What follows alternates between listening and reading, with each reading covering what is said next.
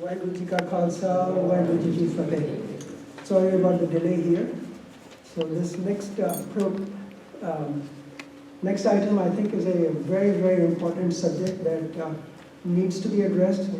The issue of dating and marriage. It's great that we are having a wonderful panel here to start a conversation on the topic.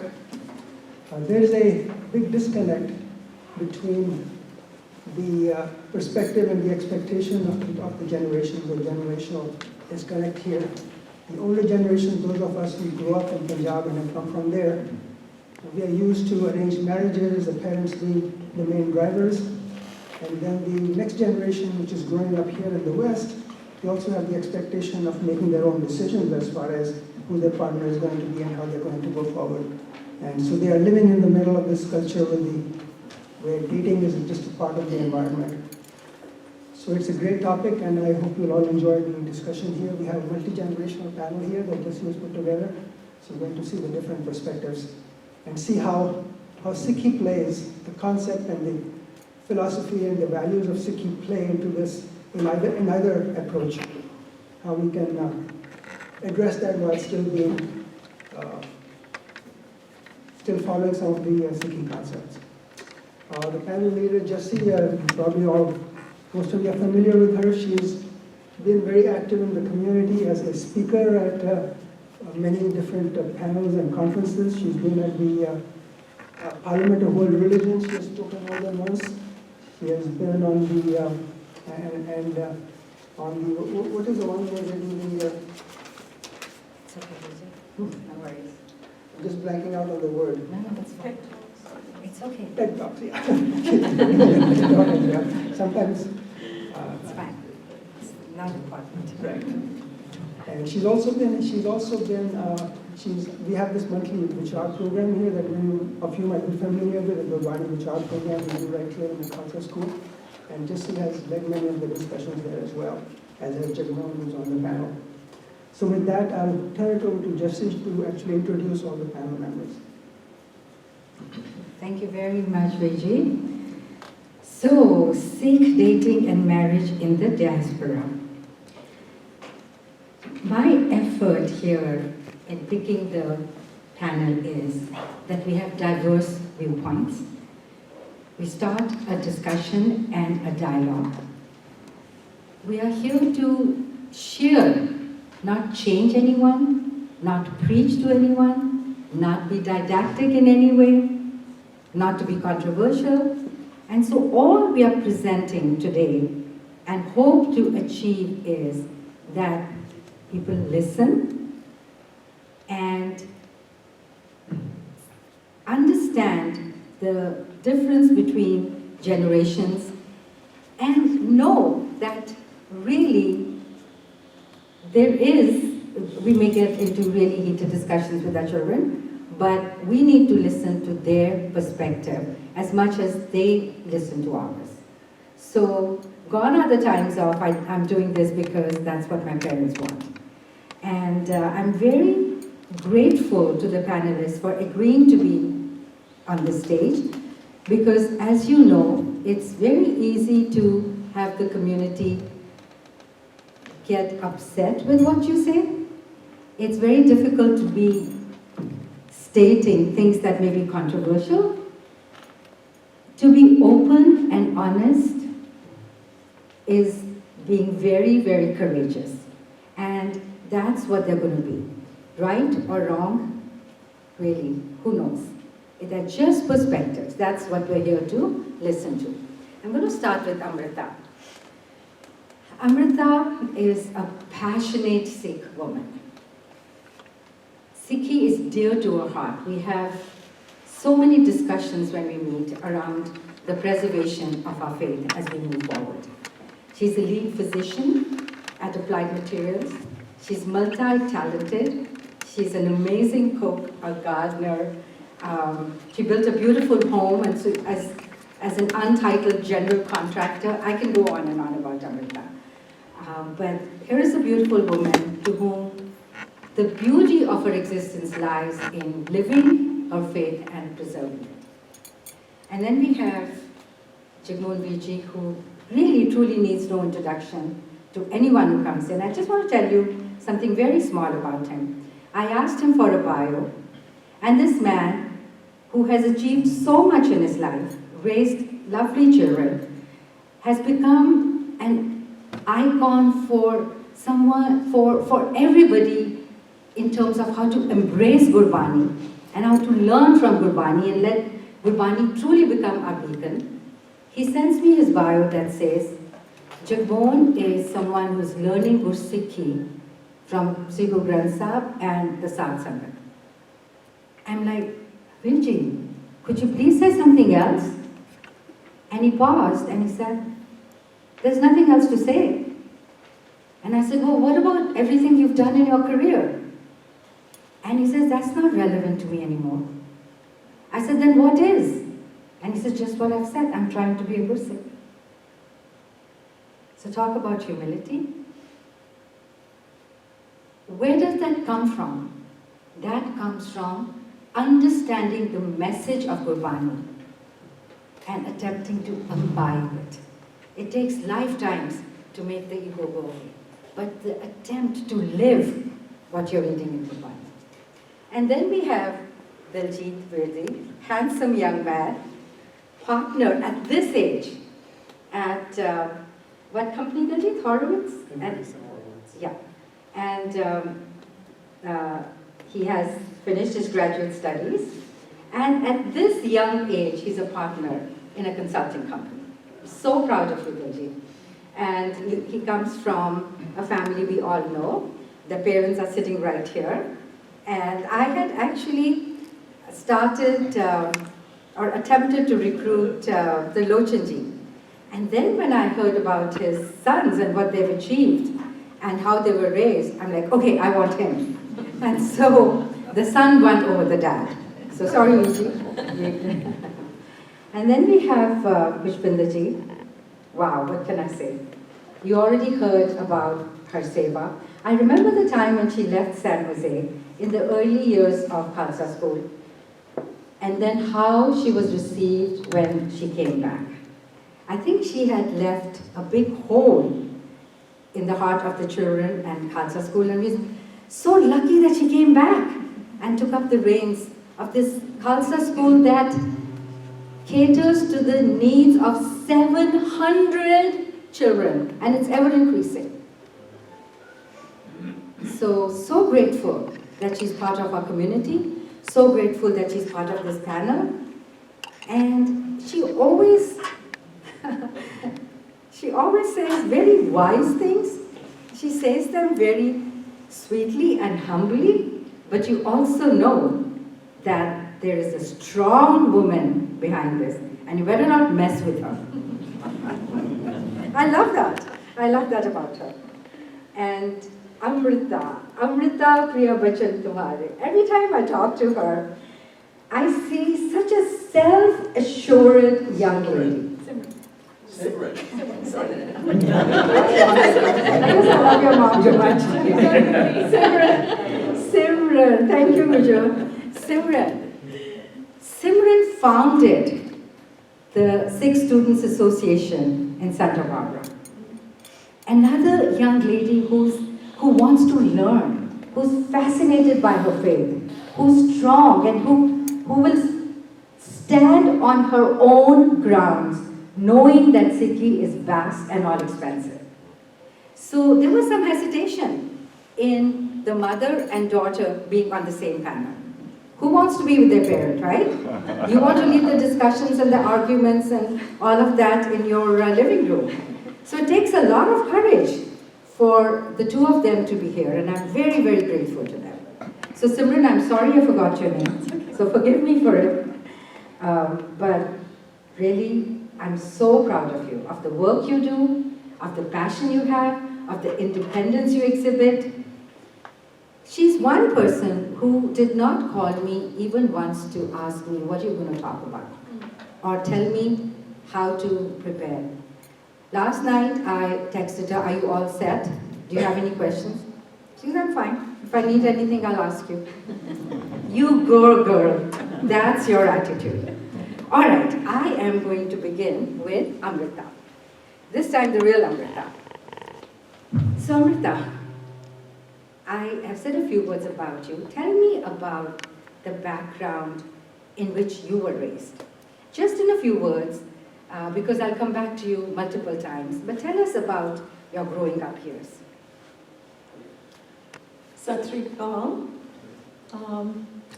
I grew up in India, mostly away from Punjab. I visited Punjab mostly every year during summer vacation. My Nanka and Dadka's pind were near Ludhiana. And I was raised with a very liberal father, who is in the audience, and a moderate mother. My father made sure that my brother and I visited every temple, church, mosque, monastery, and Gurudwara. I knew actually more Hindi, Punjabi, Marathi, and Telugu than Punjabi growing up. But my mother made sure that we knew Punjabi, and when I was always in the Gurudwara with her, she translated whatever she understood to make sure that the children know whatever she wants us to know. We were actually more exposed to the cultural aspect, and we did not have any talk on religion per se. But I always knew who I was. And I also knew that I wanted to marry a Sikh, which I did. And then, of course, I came back here when I married my husband, and I'm here for 30 years now. So Simran, let me talk to you. With this very interesting background, very liberal, going to mosques and temples, and being exposed to different faiths, you have this mother who is multifaceted and a polyglot at that. How has that impacted your growing up years, and what do you see in her? So yeah, I do think that's a pretty diverse background that my mom's grown up with. And I remember growing up, even she took us to the new temples and things like that, whereas I think that a lot of people my age haven't had the chance to do that. And so I've definitely been exposed to many different cultures growing up. And it's funny, you know, she was Punjabi with me growing up. And my dad, who came here when he was 12 years old, he would speak English with us. So even though I am a first generation born American, you know, my dad did come here when he was 12 years old, so it's kind of like in between first and second generation, I would say.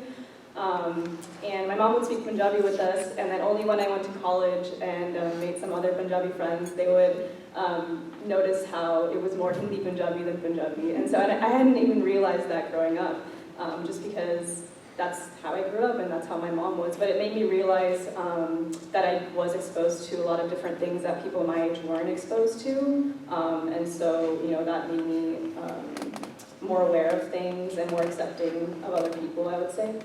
So I want to pick up on one statement she said, and which was, I knew who I was. So can you comment on that, Simran? As a What my mom said? Yeah, but like she knew who she was. And what does that mean to you? I think that's a really important thing to know about yourself, and I think I do think that, you know, my mom and my dad have influenced each other a lot. You know, as my mom said, that she came from a really liberal background. My dad's put a lot of emphasis on Sikh in our life, and you know, about history. He's really passionate about Sikh history. And so I think that they've kind of, you know, she's also influenced my mom in that way. And so that's actually something that I saw growing up, that transition between maybe differing views to similar views, not that they have. And, you know, knowing who you are is something, you know, I think it's very fundamental. Very and, fundamental. You know, even as a 22-year-old, I don't necessarily know who I am, but I'm still figuring it out. And I know that comes with age, so. Linji, would you tell us about the environment in your home and the most significant thing that you learned from your parents that made you who you are today? Yeah, absolutely. So I grew up in this area. I'm 26 years old, so I grew up in Palo Alto. I went to Sunday school here for 8 years. I've been to a lot of Sikh camps, Camp Gyan in LA, Siddha, Wood Sikri, and Camp Sanj in Santa Cruz. So I've been growing up in this community primarily. And the single most thing that Two things. two things, they've taught me a lot, of course. So, but I think they've instilled in me like a true grasp and understanding about Sikhi. There's a lot of opinions here and a lot of varied thoughts, and I think we can get sometimes carried away. But I think they've given me taught me the core principles of egalitarianism and equality, and how to carry one's life in a Sikh way. I think those are kind of the fundamental things that my parents have instilled in me, mainly. And this is through tireless work, right? Coming and taking me to Sunday school every Sunday, or teaching me Punjabi at school, and preparing me for the homework assignments that Vishwanderji assigned me, and so on. So, yeah. But I think it's just the core understanding of Sikhi is one of the biggest takeaways from my childhood. Thank you. That is the very basis, again, of who we are. Yeah, absolutely. So Pushpinderji, let me turn to you and say that yes, you've been a role model. You've been this amazing teacher to hundreds, maybe thousands of children. But as a mother, as a Sikh mother, what did you think, or what do you still think is your role as a Sikh mother? Especially in terms of advice that you might give or gave to your children as they were growing up in terms of choosing their life partner. So I feel very humbled sitting between the two of them who know who they are and who got so much education in their families. I had a very different upbringing as a child. My father, unlike your father Amitaji, was totally not into institutions. He believed in God. He believed that God is everywhere in everyone.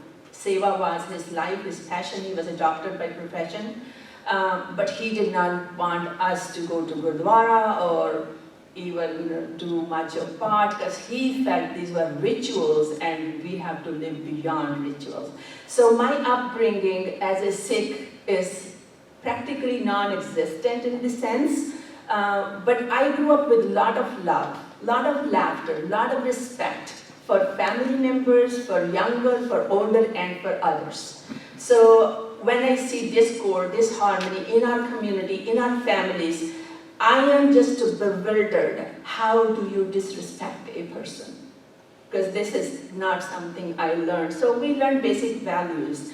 I learned Sikhi in my husband's family because they are very staunch and very dedicated and committed Sikhs. So I learned Sikh values, Sikh way of life in his family.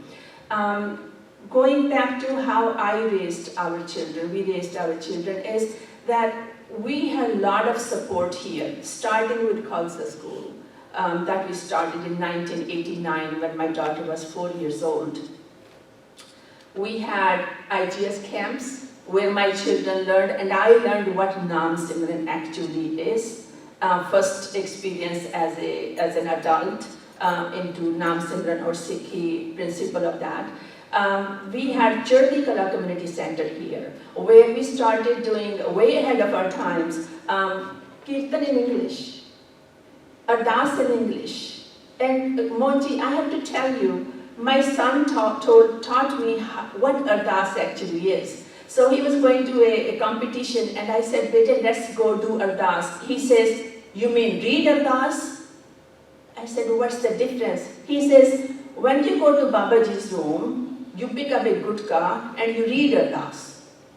But if you want to do Ardas, he read the first Ardas in Chardi Kala Divans in English, and he understood what Ardas actually is and what it means. So Chardi Kala was there to support us. We had Khande Tar.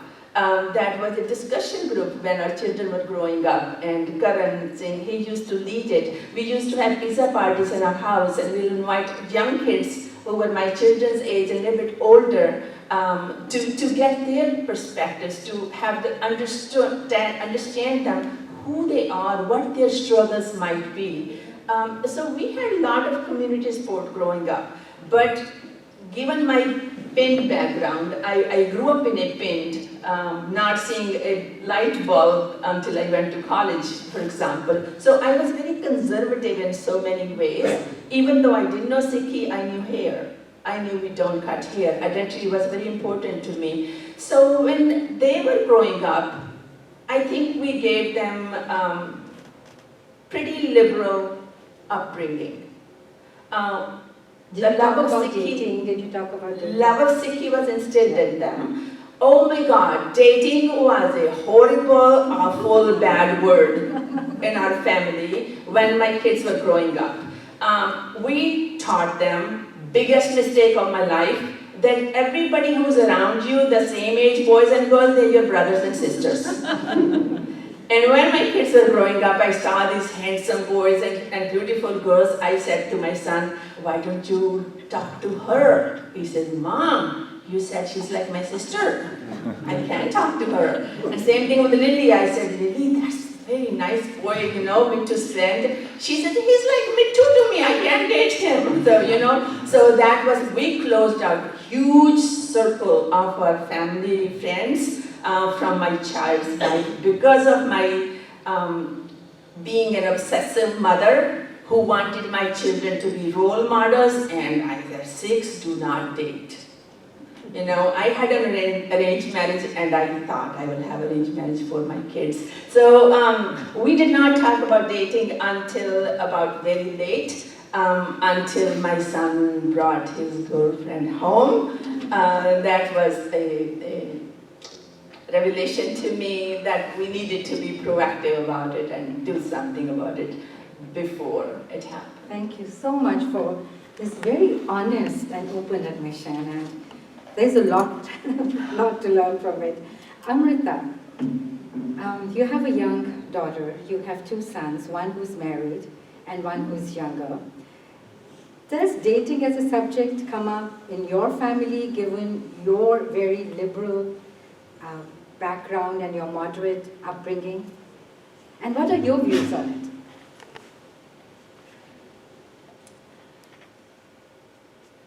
Dating, yes, when I was growing up, I don't think my parents told me dating is bad, but I didn't like it. So I knew I'm going to go ahead with one man in my life and have an arranged marriage. But views change. My oldest son is sitting here.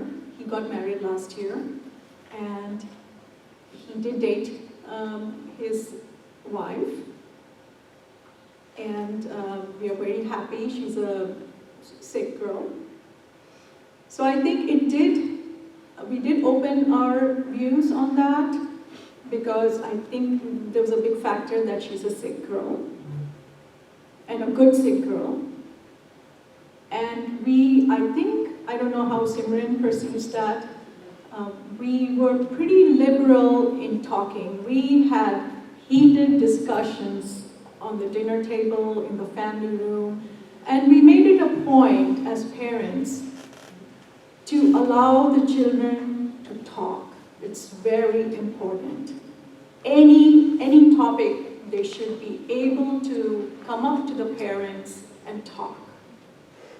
That, I think, was with both of us. So we had very different opinions, as children nowadays have in the society. But we fought. Sometimes we had to just leave and stop the discussion, but we came back again. Can you give us a glimpse into your view about dating today? Because you say you changed, and Sure. And what is the number one important thing for you as a mother? You said your son married a Sikh, and that makes you very happy. So we have two other youngsters, and what is your heart's desire in terms of their future? Something similar, or I'll let you take it from here. regarding their future. They're children's dating, future. you know, I think dating is important. You have to know your partner. That is very important.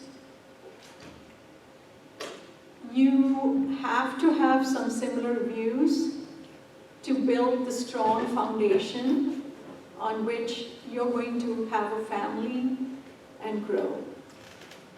But that does not mean that if you don't know the person, you cannot do it. It happened with me. With an arranged marriage, not knowing my husband, we went through a lot. But when you have the same goal, you change, your views change, and when there's love, when there's respect, when there's belief in each other, it can happen. So I am on both. I don't mind, but I feel that, yes, it was a struggle for me. If I knew the person, maybe it was easier, but that does not mean that it cannot happen. Yes, there will be more hard work on it. But nowadays, if children want to date, I think that's okay. I think that's important too. So we have to open our minds to that also. do you talk to them about dating only Sikhs or non-Sikh? Just share with us what you say are the heated discussions, and then I'll go to Simran and get her view on it. I think it is important for us, for our children, to marry someone in the Sikh, to be a Sikh. That's the first priority. That does not mean that if they love somebody else, we will not accept it. This is how we have raised them. I feel that if we don't tell them this, who will tell them? It is important for us, and if you want, I can go into the details why I feel Please take a couple of minutes and tell us. So the main reason I feel is because marriage, which is grasti, is basically adjustment, sacrifice, selflessness, being selfless. To have this foundation where your children are going to grow, but people around you are going to grow. And you have to reach some common grounds, which I feel is easier if you're if you both are from the same faith. I'm not saying that it's not, you can do it if you're from different religion, but it's easier. I feel that it's already a big adjustment, hard work, and if two people are not coming on common grounds, not agreeing, what will happen? If I wanted to take my children to San Jose Gurudwara every Sunday for 5 years, and my husband, who just gets a Sunday off, if he said, no, I will not, I don't want that if he's from a different religion, how would I do that? So I am just talking from my experience. I'm not an expert here.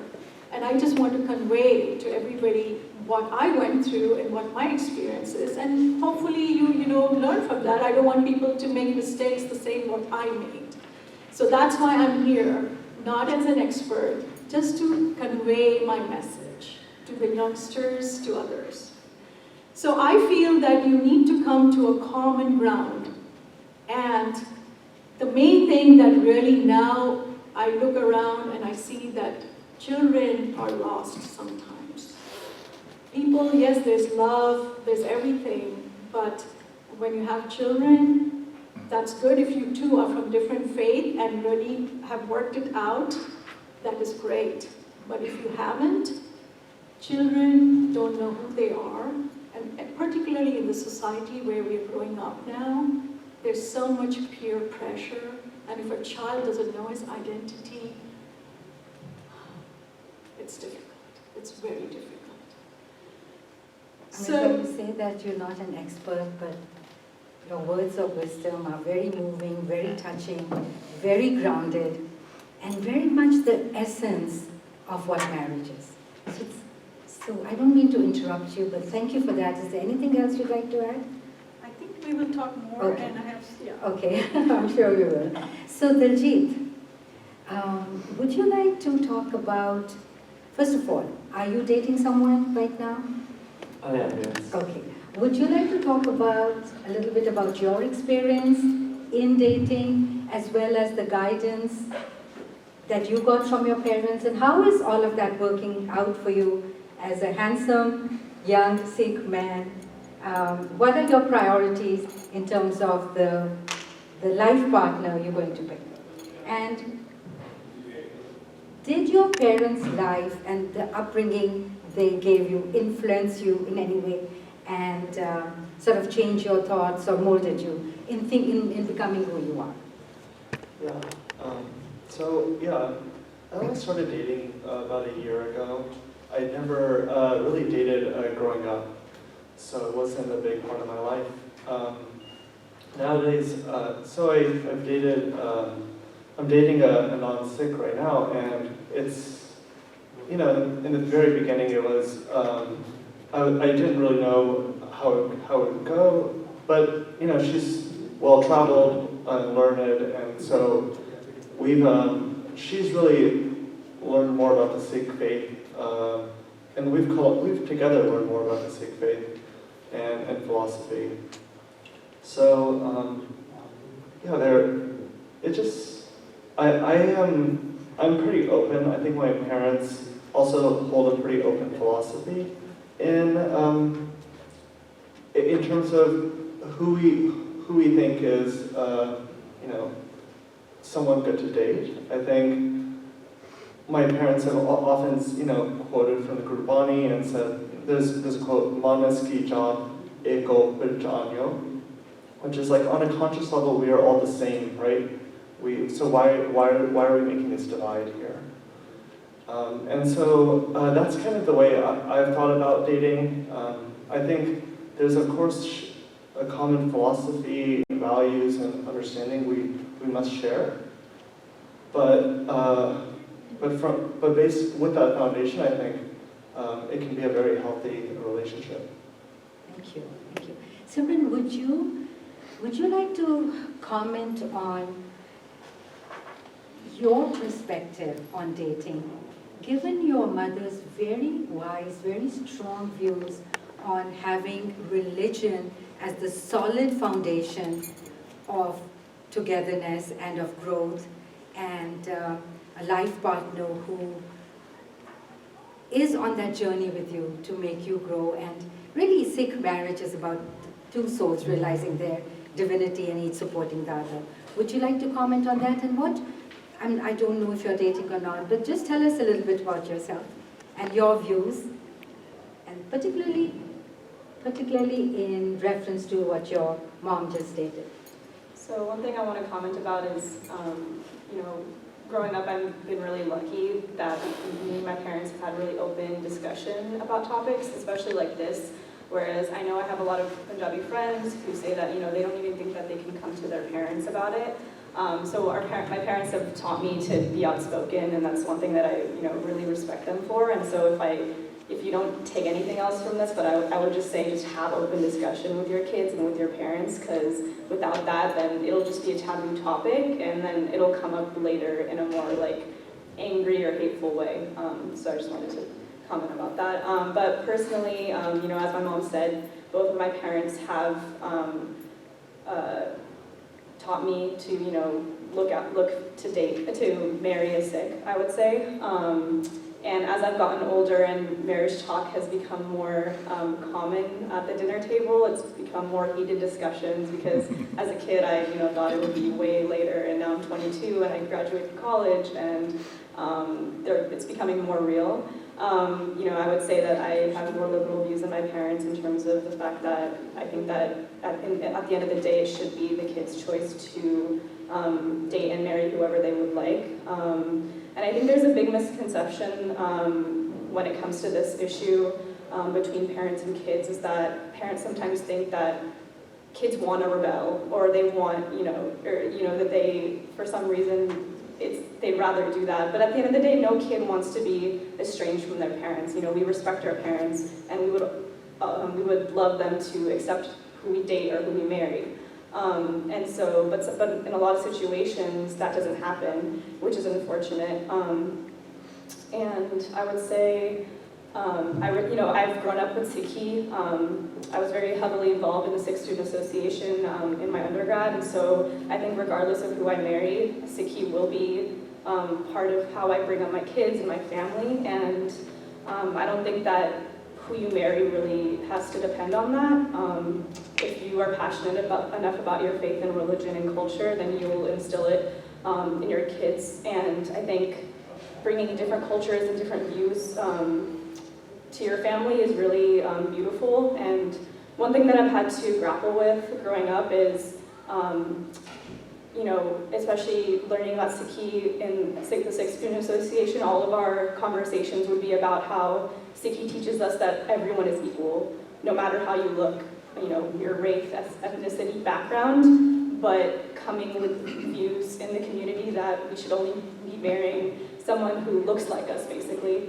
I think that there's a really big disconnect between those ideologies, and so that's kind of how I think we've formed our arguments a lot at the dinner table is, at the end of the day, I think we're all just human, and those backgrounds, although they may make it easier, that doesn't necessarily mean it's always right for that person, and every individual is different.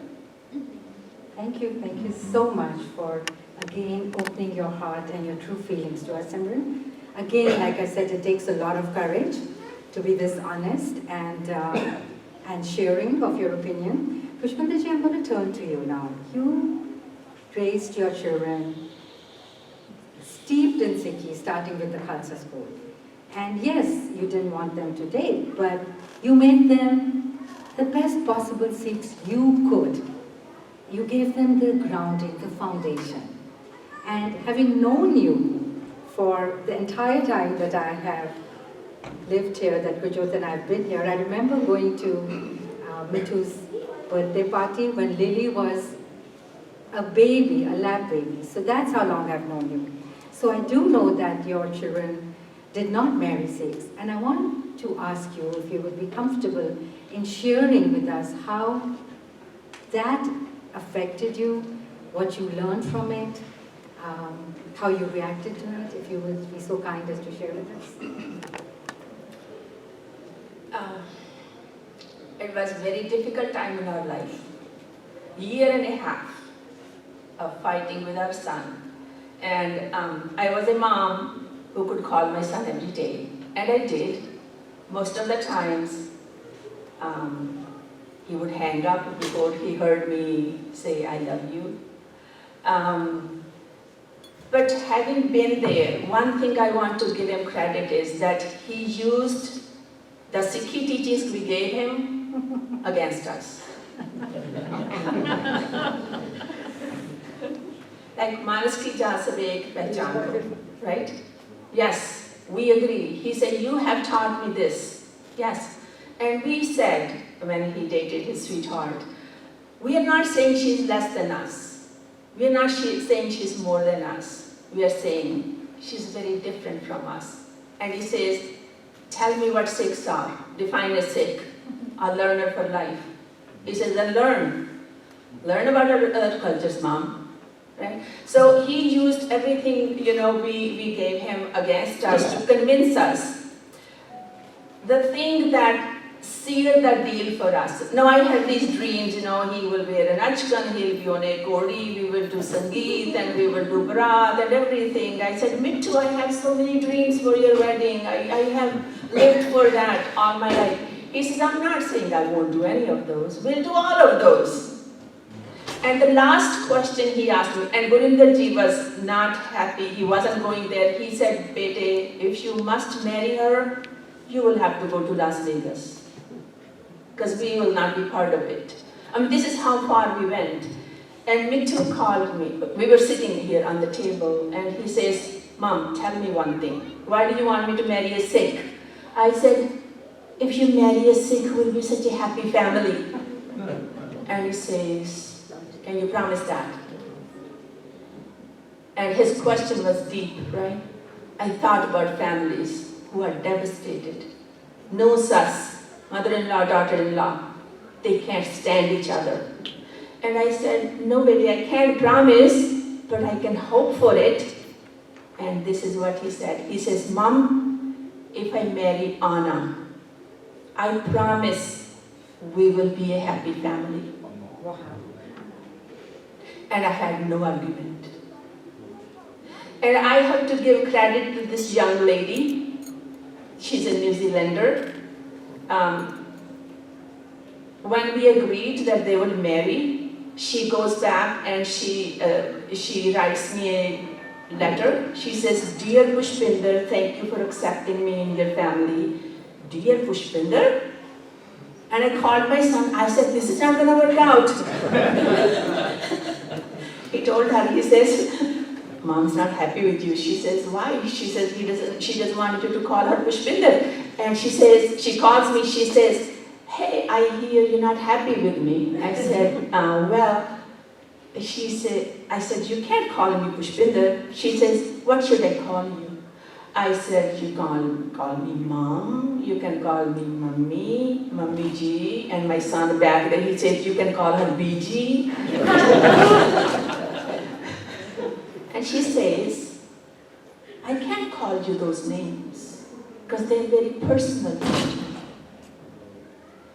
I could have been upset, I could have been disappointed. I said, Anna, I will treat you like my daughter.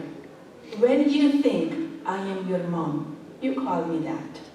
Until then, don't call me Pushpinder. So we talked very often. She visited and she would say, hey there. Fine. One day she was cooking. She's an excellent cook. She was cooking and she comes to me and she says, Mummy Ji, can you taste it? I said, did I hear that? She said, yes. We hugged, we cried, and we became mother and daughter. So 9 years, they've been married 9 years. I have 2 grandsons, and this boy and this girl, young lady, they have lived up to their promise. We are an amazingly happy family. But I think going back to Amitaji, we need to keep the discussion going. We need to have the conversations going. I give credit to my son, he's a debater. He never let us win an argument, but he never stopped conversation. So continue talking to your kids, even if they want to marry somebody who's non-Sikh. Our end goal is, can we love other humans? Can we love other people? Can we share our love with them? Can we be happy? I have seen miserable families. We are dealing with a young lady going through an ugly, ugly divorce with Puran Gursek, and that breaks my heart. Thank you. I want to ask you a follow-up question. Did that prepare you for your daughter choosing a non-Sikh? That was a fall off the cliff. Because she promised me, she always said, I want to marry a Sikh. I want to marry a Sikh. I want a turban Sikh. When the time came, there wasn't a Sikh. So that was harder. That was harder.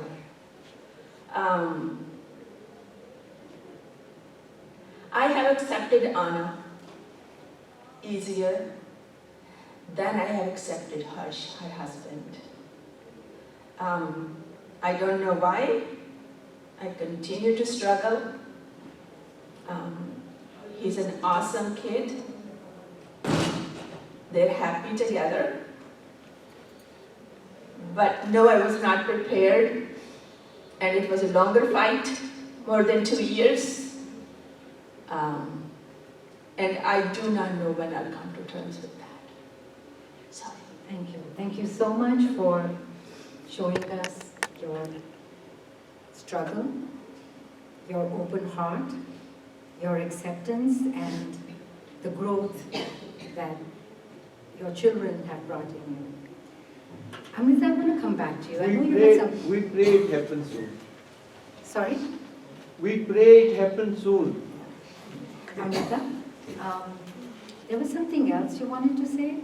I'm going to give you an opportunity to say that, and then Diljit. And then I want Jagmohan to give us his perspective on what Gurbani says.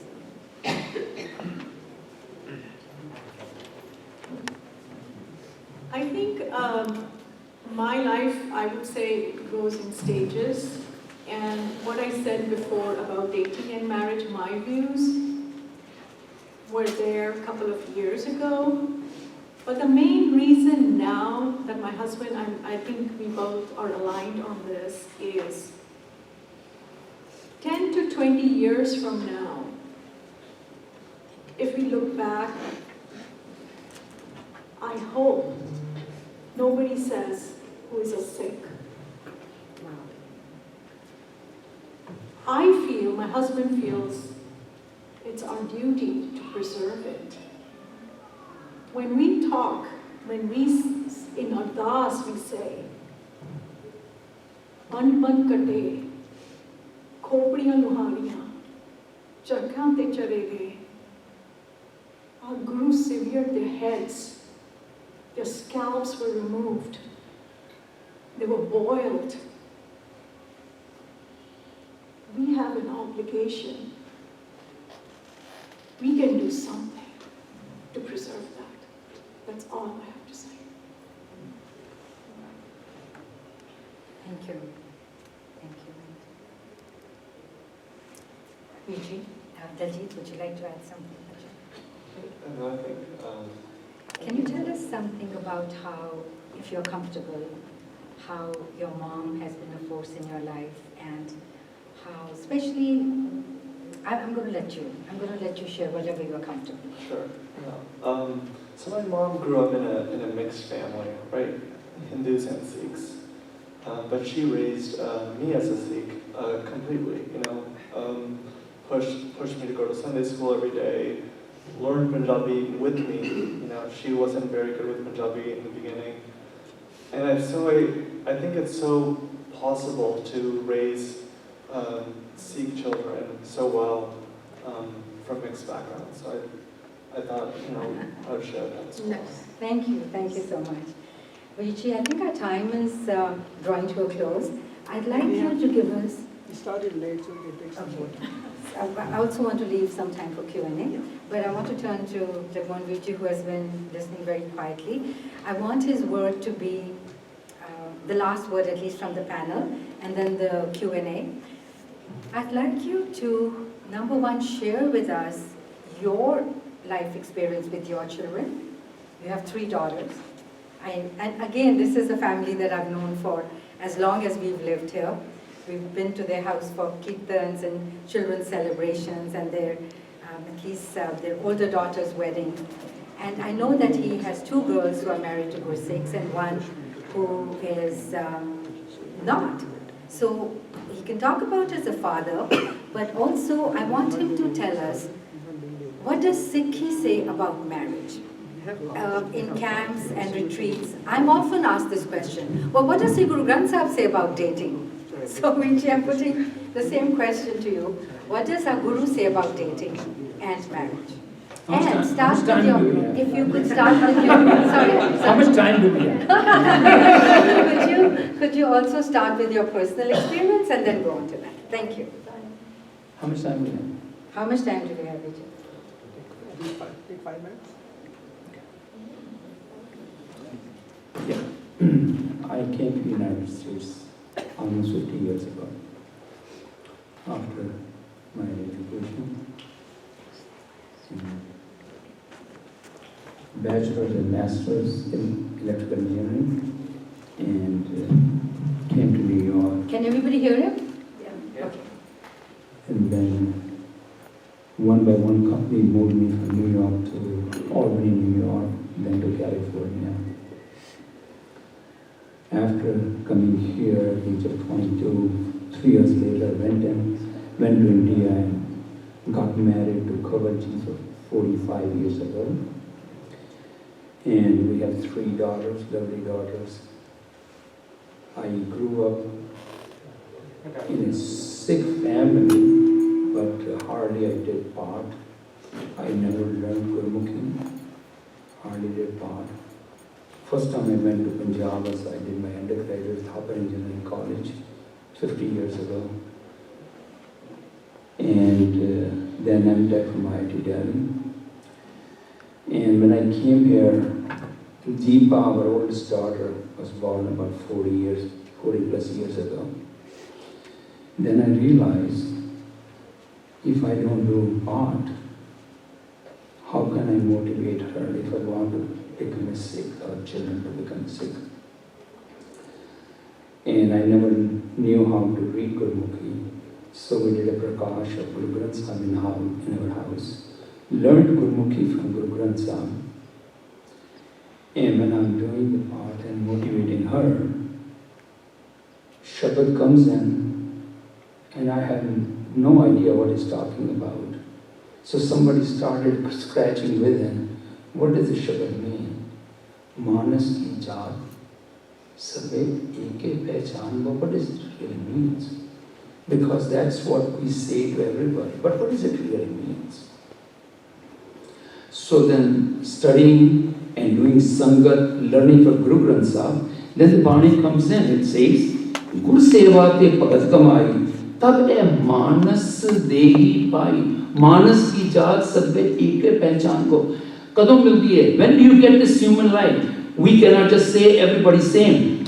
Gur Seva te Bhagat Kamai, tab e manas dehi pai, is dehi ko sivare dev, so dehi pajhar ki sev, pajo govind, bhul mat jao. Govind भजन मानव जन्म का यही लाओ अपना भजस प्रकार आवे अंत न भजया जाए. So we say that it's a human life. It is not in the way Guru Sahib says. We define the marriage in our own terms, but Guru Sahib says tan per ina आँखियाँ बहन इकट्ठे हुए एक चौदह मूर्ति तन पर कहिए सोए. We need to understand what it really means. Who is husband and wife? Guru Sahib teaches us. When we go through Lama, so we talk very loosely about having dating. What Guru Sahib says, dating is the purpose of just having a boyfriend and girlfriend. Is that the purpose? Traditionally, the way in which we define here. Does Guru Sahib accept that? But for us, householder is the highest state of a human life. All our gurus, except our 8th guru, everyone was a householder. Bhai Gurdas ji says, Jnanan mein jnaan, aur dhyanan mein dhyan guru. Sarab dharam mein grast pradhan hai. All the knowledge we gather by going to school, college, being an engineer and a doctor. And we think we are very well educated, so I can select my girlfriend and boyfriend. I learned all that. But is that accepted by Guruji? He says, Jnanan mein jnaan. Out of all the knowledge of Satguru, which after going through so many master's degree, I learned when I Guru Granth Sahib, I put everything out of window. I said, this is all baseless. What Guru Sahib is teaching. Jnanan mein jnaan. The Gyan which you receive from Guru Granth Sahib is the highest of all. Or Dhyanan mein dhyan. Bhai Gurdas ji is teaching us. Dhyanan mein dhyan. The concentration of mind on Guru Granth Sahib is the highest. Super. Sarab dharam mein grast pradhan hai. Bhai Gurdas ji says the grasti, the householder life, is the highest dharam, means duty. If we think we learn the duty by looking at our parents, our friends, or successful families, or the failed families, no. You learn from Guru. That's the knowledge which we need to gain. That's the reason our 10 Gurus came in, 239 years. Look at the way in which they live. How they trained. Guru Har Gobind Ji had 5 sons and a daughter. How they raised them. How their daughters were married. How their children were married. How this was all done. And then it says in the first law, Har pehle law par vrti karam dilaya Balaram ji ho. Bani Brahma, Ved, Taram dilo, Path jaya Balaram ji ho. If we want to be ready for dating, the dating is for the objective of getting married, because that is the highest way of life. Now, this highest way of life, do we learn from our parents, our friends? We will learn from Guru. Jnanam mein jnana. They will learn. In the next line says in first line, Bani, Brahma, Ved, Tarantrava. The Bani is the knowledge, imparting of the knowledge. All the knowledge which you gain from Gurbani, that is going to equip you to how to select your partner. Because Anant Kharaj, we don't call it wedding. We don't call it marriage. We call it Anant Kharaj. Getting to the state of bliss. How do we get that? Because if there's a failure, if you want to learn anything, you have to go to only Gurbani, nobody else. You're not going to go ask your friends. Through Gurbani. In the first Salam, when you complete the first Salam, that's the reason we do Matha take after that. Bani is the Brahma for me. Be, Taram, the road. And then in the second Salam, Arjunjali Ram, Satguru Puruk Milaya Balaram Ji. Nirpo Paiman Khoye, Homne Mel Banam Goaya Balaram Ji. The greatest thing is to give up your ego. When we do the dating without the objective of getting married, you are concentrating on 3 things. Guru Tegh Bahadur says, Jovan, Tan, Pravita. These are the 3 things. What's the third one? Pravita, glory. Jovan, Tan, Pravita ke mad mein कहने से रहे दीवाना. They are intoxicated with this. And so when you are doing the dating, and these are 3 things we are looking for. Jovan, how beautiful it looks. How much money he has. Pravita, how much glory, how many people like. What kind of following he has. Jovan Tan Pravita ke mad mein ehne se rahe demand, day and night. He is totally intoxicated with that. And then what happens? Tan Jovan ka garam na kijiye. Kaagad jyon kal jayega. Kabir Das says. Because those things which are there. I'm going through a 50-year reunion. Our college is doing that now. And I see the pictures of the people. And because I cannot see myself, but when I look at somebody called me, I was your roommate. In his picture, and now his current picture. My God. When I put my picture, they said, you look very different. And exactly that's what I said. And then Bani came in. Jovan Tan Pravita ka kaagad jyon gal jayega. All these things which you are looking today. So it means we have to listen to what Guruji says. What to look for in the other one. तान पे रहना आँखियाँ बहन इकट्ठे हुए एक ज्योत दो ही मूर्ति both have you are striving for one goal कि परिवारापत मानु देहरिया गोविंद मिलन की ए तेरी बरिया अवर काज रे के तेरा काम मिल साथ संगत पच के वरनाम I have a follow-up question. Sure. I would ask you, all these beautiful things in Gurbani, they are ideals. Perhaps even aspirations. We are human. And we cannot even imagine that we will come to that level where all of what Sri Guru Granth Sahib is saying or teaching us, that we can bring them into our life. We can aspire to it. It takes many lifetimes. What would you say to youngsters who say that all that is wonderful, but I am human and I learn from my mistakes and I'm going to do what feels or seems right to me, and that's just how it is.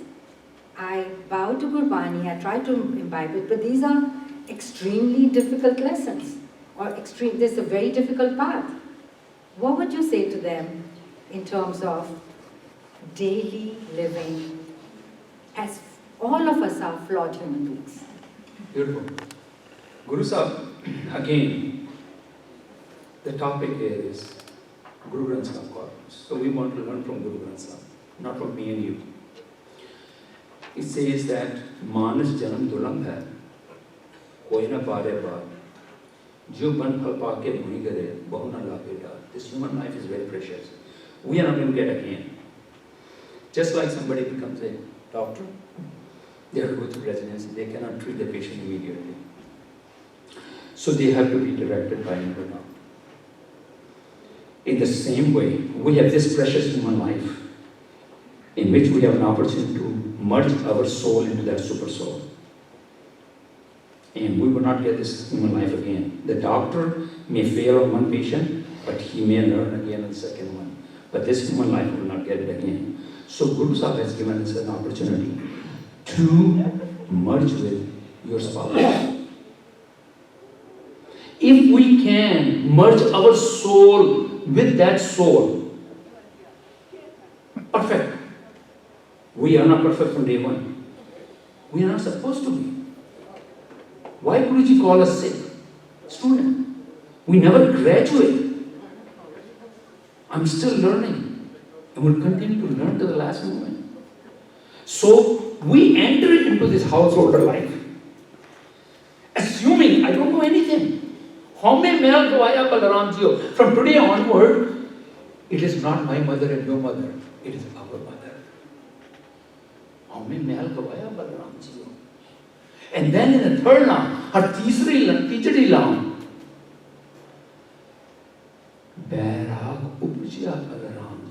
the love, total dedication springs from inside. That's why they say love after life, after mental college. Love comes in afterward. We are putting the cart before the horse. Guru Sahib is saying that this is the way the life is. And we wait, and that's why we say, so many people say the kids are 40 plus and they want to get married because they are looking for that action. But Guru Sahib says it comes in third round. And then her chowpati round is sahaj mein. So it all happens effortless. Love is so intense, nobody can break them apart. They are loving so much because there's a faith in each other. And only thing is wanted. They want to do, make the other person happy.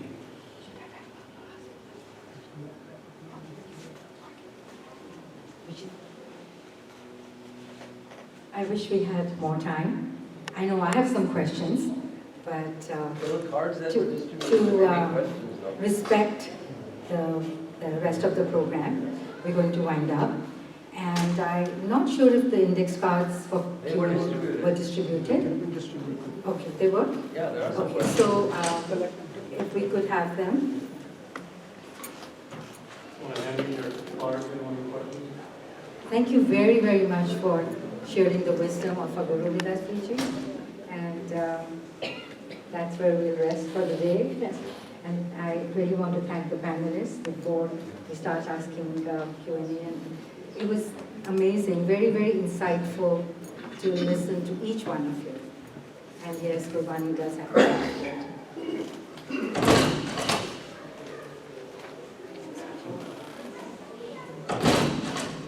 Any more cards?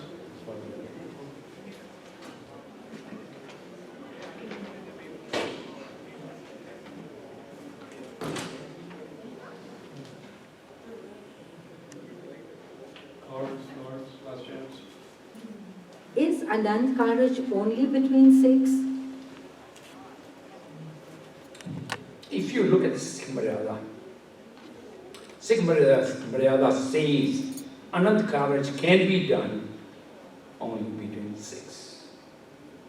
So, but so many times it's happening. So, but Sikh Maryada, everybody should have a copy of Sikh Maryada, and you look through, it's defined, there are 5 sanskar: Janam sanskar,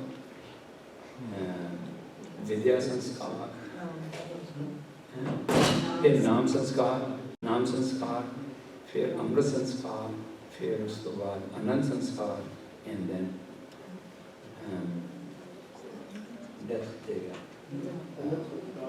मृतक संस्कार. So all these sanskars, they are defined in there, and that's what it says. That doesn't mean that they are not performed, but for us to understand that, that's what defines that the Anand College can be done between 2 verses. Follow-up question? Sorry? Can I ask a follow-up question? Absolutely. My question that I just have a question. How do you define a Sikh then? Sikh is defined in the Rat Maryada. The Sikh is the one who believes in 10 Sikhs. 10 Gurus. 10 Gurus. So who believes in 10 Gurus and who believes in the Amrit. It doesn't say that you have to have Amrit. It says who believes in Amrit and is striving for, and he believes in the teaching of Guru Granth Sahib, and he's striving to take the Amrit. It doesn't say that you have to be. So this is how Sikh is in the Rat Maryada. So here is I guess a rhetorical question from Simrit. Why is our youth missing in this conference? Every year, we are missing a key part of our community. That is indeed true. I wish we did come to this session. But I'm surprised Even we young haven't. parents are missing. Even Yes. young parents are missing. Maybe it's lack of publicity, maybe it's... That is the worst part of it. Yes. So I wish we had more participation. We should applaud the one who are there. Yeah. They have young children. Yeah, we got to applaud. Let's not talk about them who are not here, but who are here, we should applaud them. I hope they're listening. It's live stream, I think. Yeah, So I think Yeah. everybody is sending the message. Simran has, her friends are listening. So that's good too. Yeah. So 30 to 40 years ago, dating was not prevalent. It was not practiced in our community. Divorce rate was low. But with dating, the divorce rate is much higher. Are we losing tolerance and the capability to adjust in marriage? So, who would like to answer that question? Would you like to go, Amrita? Sure. This is what my experience is. Again, I always say I'm not an expert here. I question the same thing. The people who are strongly saying, especially my children over the dinner table, yours was an arranged marriage. Was it really, smooth? So always then we question them. Do all love marriages end up happy? There's a lot of divorce rate there too. I agree, this is what I'm observing is there's a lot of homemade. I think ego is the biggest enemy in our life. If we can strive to conquer that, we all will be happy. Tolerance is gone. People say, well, I don't get along with this one, I can find another one, and they'll find another worse person. So, and where we as parents, I feel our duty is to talk to your children about this, expose them as much as you can, and let them then make their decision. But we as parents have to have open discussions with our children, especially now in this community, in this society. Children are going through a lot. We as parents don't know when they go to school, colleges, what they're going through. They are sandwiched with this at home coming in with a different environment, outside they have to behave differently. It's amazing. So this is what I think that Push just to expand on it. Amrita ji said that home is the biggest culprit. And let's learn from Guru Granth Sahib. He says, home iha jaat hai, home karam kamaye, home ihi anjana, फिर जो नहीं पाए, हमें कितों मुझे कित संजय में जाए, हमें ये हुक्म है, पहिए कित फिराए, हमें दीर्घ रोग है, दारू भी समाए, कृपा करे जी आपने, तंगुर का शब्द कमाए, on our own, nobody has removed ego from their life. They can be only through grace of Satguru that can be removed. So if we can continue to get rid of ego, we can never do it. Bin Satguru kinena payo, bin Satguru kinena paya. So we have to come into shelter if we want to really remove it. Because without Gurbani is Jag Mein Chana, there is a darkness, with which darkness will continue to falter all the time. Thank you. Pushpitaji, this question is directed to you. Why are you having a more difficult time to accept your son-in-law than accepting your daughter-in-law, Anna? It's very personal. It's very personal, and if you choose not to answer it, that's fine. You've been very open and honest, and if you want to rest it at that, that's perfectly okay. It is personal. The thing is that my son-in-law is Gujarati. Nothing wrong with Gujaratis, but there's a very strong component of religion. The conversation I had with my daughter was, Lily, everything happens in that religion that Guru Nanak spoke against. He condemned. How are you going to live in that culture, that home, that religion? She's very strong Sikh. I have to tell you that she's a very well-rounded, strong Sikh. She's a surgeon, she's intelligent, she's beautiful. But, and she promised me, and he promised me that they are not strong religiously. They are not. They don't follow the traditions of rituals and things. But having known that, I still have that fear in my head. Will she do mundan for her son? Will she have to? What ceremony will she have to live with? Although she stays, she can defend herself, which she is. But those are the fears I have. Because if you want to have harmony in the house, you can't have two different paths. You have to walk one path. And there was conversation, if you don't have a Sikh partner, you want to take your child to Gurdwara, will you fight every Sunday? Right? So those were with my daughter-in-law, she's agnostic. She does not have a belief in God. So I knew she's not going to pull in different directions. But here I see 180-degree separation. And that's why it is harder. Thank you again. Thank you so much for sharing from your heart and being so authentic in areas that are so difficult and emotional. Last question. In simple words, does Gurbani say date or not? Dating at the age of 16 or 16, 17, 18, 19, 20, those are not acceptable. Dating is acceptable when you are ready to get married. So the marriage is the objective because Sarab Taram mein Grast Pradhan hai.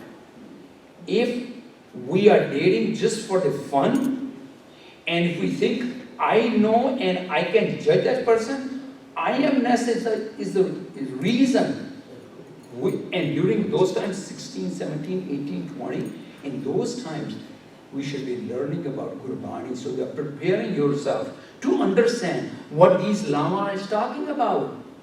So we understand, we become a Sikh, so that we can judge with the support of Gurbani to judge the person, to select that. And if both of you, the objective, when you have the same objective, I want to get married, and if she wants to get married, now a common person has to come in, and then they should go out and meet. So that gay dating is acceptable. But the gay dating, just for the sake of have fun, and we're going to live together, and we're going to have children together, and whenever time comes in and we're going to get married, that is not acceptable in Sikh. Okay, it's very categorical. I hope you get it. We have a member from the audience who's also an organizer and known to all of us who would like to make a short comment about dating. Gurinder Pargaji, please.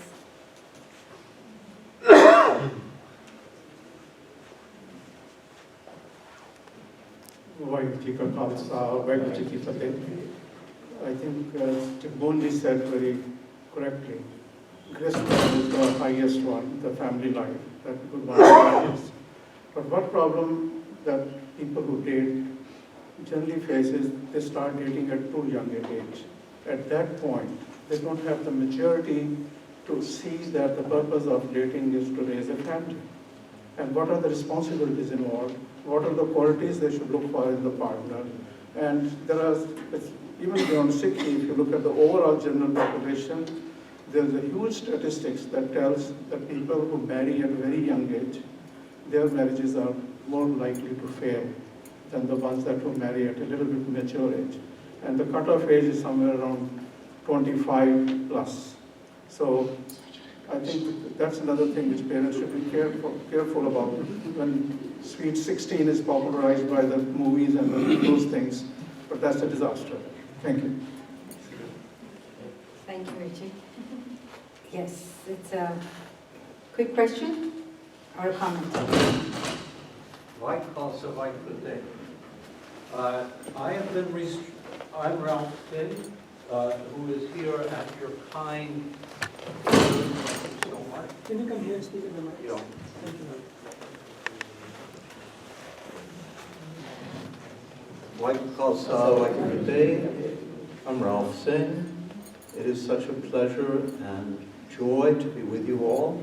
I have been biting my tongue because I am going to have, even though in 35 minutes, I have plenty to say.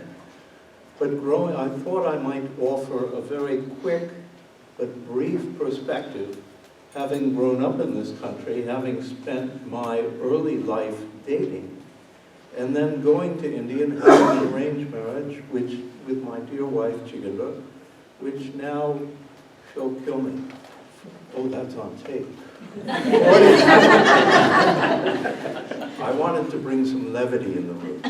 So 40, going on 40, almost 50 years, that our marriage, there's a significant difference between dating, between marriage, between the spiritual description, which frankly has been adapted and adopted by Sikhs and called the marriage ceremony, when the nun cottage is simply, first and foremost and always, a description of how we raise our consciousness, and the ultimate marriage is with God.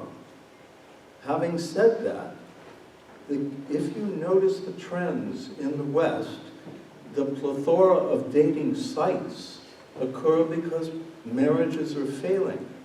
Dating is failing. And as kids mature, they're starting to say, hey, this trying to find one's own partner like a bird, like attracting a partner by the way, by the pretty gold tie I wear on a given day, or, my whatever I have, labels I'm wearing, just does not meet values. So I'm just simply saying, don't simply look at it in the context of, see, I was raised a Jew, my parents, frankly, I was disowned, disinherited.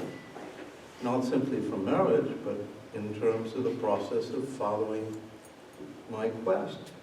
And so there are issues which children, young people, should understand that we're talking about societal shifts, not simply within the Sikh community. And I feel that that will bring some perspective. Now I will say, and I'm going to sit down, I have a theory that in this time God shuffled the deck, that he took someone who may have been a staunch Sikh in their past life and had him born into a Buddhist family, or have him born in a Christian family, or have him because he wants. And sorry for the pronoun for God, God is beyond any name, but the sense that he does want. So if, and I don't mean this in terms of solace, but the sense is that if your daughter carries Sikhi wherever she goes, on one hand, what's wrong with that? And I don't want you who've devoted your life to raising and teaching other children to bear any guilt for the fact that your own daughter might not be following, because in fact, she may be carrying that love and teachings way beyond. So I'm sorry for taking more time. Thank you so much. That's all right. Right. Thank you, panelists, and thank you, audience, for your questions. And Sunday Gurdwara, Charti Kala, and SikhNet for this platform to discuss an issue that's very vital, not just to us, but to the larger community. Vaheguru Ji Ka Khalsa. Thank you. Thank you all, panel and everyone. This was a great discussion. There is a short break in the refreshments outside. We are running a little late. Please come back for the next session.